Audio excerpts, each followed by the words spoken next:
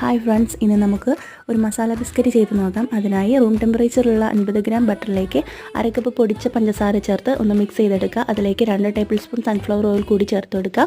ഒരു മുട്ട കൂടി ചേർത്ത് നന്നായി മിക്സ് ചെയ്ത ശേഷം തേങ്ങ, ഉള്ളി, വെളുത്തുള്ളി, വറ്റൽമുളക്, ഏലക്ക, പട്ട, വലിയ ജീരകം എന്നിവ ക്രഷ് ചെയ്ത് ഇതിലേക്ക് ചേർത്ത് കൊടുക്കാം. 1.5 കപ്പ് മൈദ, 1 ടീസ്പൂൺ ബേക്കിംഗ് പൗഡർ, ആവശ്യത്തിന് ഉപ്പ് എന്നിവ ചേർത്ത് ഇതിലേക്ക് അരിച്ച് ചേർത്ത് കൊടുത്ത് മിക്സ് ചെയ്തെടുക്കാം. മിക്സ് ചെയ്ത് ആവശ്യമെങ്കിൽ കുറച്ചുകൂടി മൈദ ചേർത്ത് കൊടുക്കാം. ഞാനിവിടെ 1/2 കപ്പോളം മൈദ കൂടി ചേർത്തെടുത്തിട്ടുണ്ട്. കൂടെ കുറച്ച് നട്ട്സ് കൂടി ചേർത്ത് കൊടുക്കാം. ഇനി ഇതിൽ നിന്നും ചെറിയ ചെറിയ ബോൾസായി എടുത്ത് ഷേപ്പാക്കി എടുക്കാം.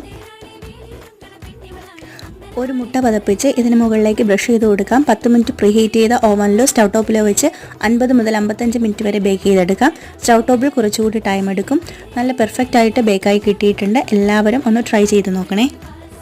സബ്സ്ക്രൈബ് ചെയ്യാത്തവരുണ്ടെങ്കിൽ ഒന്ന് സബ്സ്ക്രൈബ് ചെയ്തേക്കണേ. Thanks for watching.